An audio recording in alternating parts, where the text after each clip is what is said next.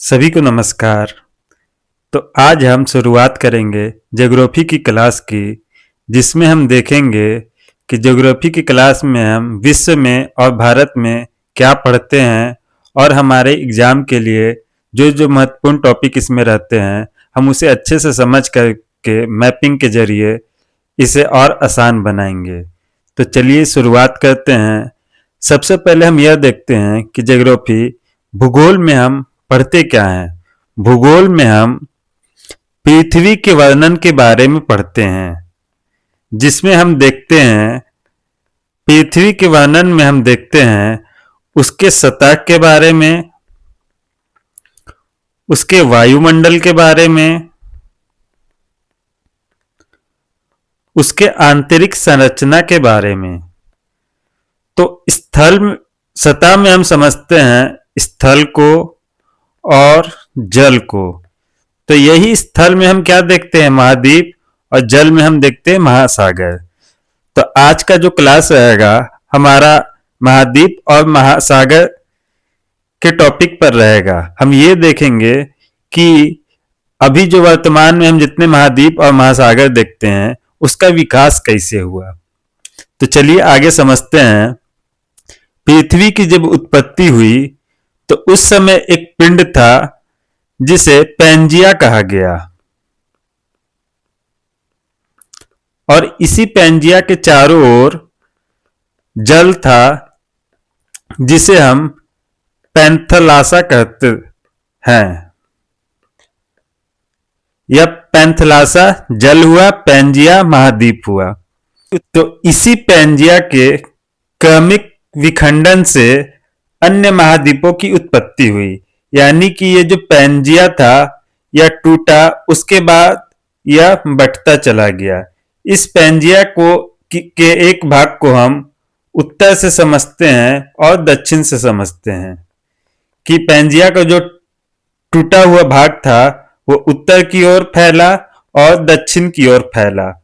तो उत्तर की ओर जो फैला, जिसमें प्रमुख क्षेत्र थे हमारे, उसमें थे हमारे अमेरिका, उत्तरी अमेरिका, ग्रीनलैंड,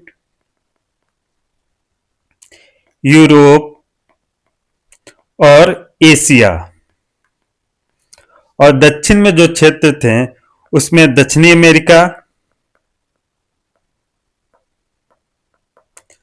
अफ्रीका, मेडागास्कर, प्रायद्वीपीय भारत और अंटार्कटिका।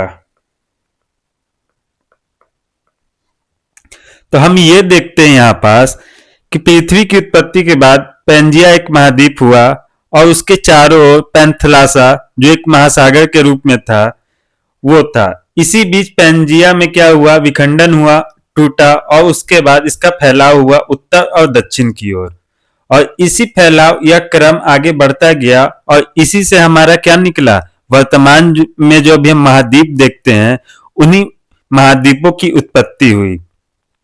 और हम यहाँ ये भी देखेंगे कि पैंजिया में जो विखंडन हुआ था उसी बीच हम देखते हैं कि ये जो पैंथलासा का जो जल है वो इसमें प्रवेश किया और इसी से महासागरों की भी उत्पत्ति हुई। तो हम यहाँ लिख सकते हैं कि ये जो वर्तमान महाद्वीप है हमारा पैंजिया का भाग है, और ये जो महासागर हमारा है वो तेथिस सागर से हमारा महासागरों का निर्माण हुआ है और पैंजिया से हमारे महाद्वीपों का निर्माण हुआ है। आगे अब हम इसमें देखेंगे कि एशिया, अफ्रीका, उत्तरी अमेरिका, दक्षिणी अमेरिका, अंटार्कटिका, यूरोप, ऑस्ट्रेलिया के बारे में जितने भी कुछ हम देखते हैं, जैसे इसमें हम देखते हैं यहाँ के जलवायु के बारे में, यहाँ के मृदा के बारे में, यहाँ के संसाधन के बारे में, परिवहन, जनसंख्या और भी जो प्रमुख चीज है उसी को हम भूगोल में देखते हैं।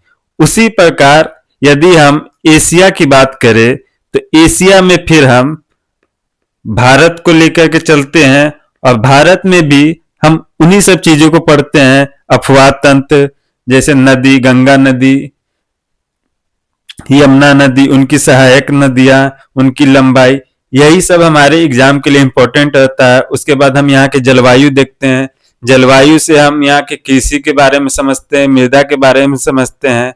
तो आगे की क्लास में हम अपने भारत के बारे में, उसका परिचय से लेकर के आगे बढ़ेंगे और इसमें हम ये भी चीज देखेंगे कि इस क्लास में तो हमने अभी पृथ्वी के वर्णन में उसके सतह के बारे देखा, जिसमें स्थल और जल में हमने महाद्वीप और महासागर की उत्पत्ति के बारे में देखा। आगे हम वायुमंडल को समझेंगे, आंतरिक संरचना को समझेंगे और उसी में हम सबसे पहले समझेंगे कि ये जो महाद्वीप और वो महासागर है वो हमारे किसका हिस्सा, ब्रह्मांड, यानी कि पृथ्वी में, संसार में जो भी कुछ हमें दिखता है वो क्या है, एक ब्रह्मांड का भाग है। तो अगले क्लास में हम ब्रह्मांड को समझेंगे, जिसमें हम देखेंगे पृथ्वी की उत्पत्ति और उसके बाद हम भारत के भूगोल को समझेंगे। तब तक के लिए धन्यवाद। मिलते हैं अगले क्लास में। हमारे वीडियो को आप ज्यादा से ज्यादा शेयर कीजिए, लाइक कीजिए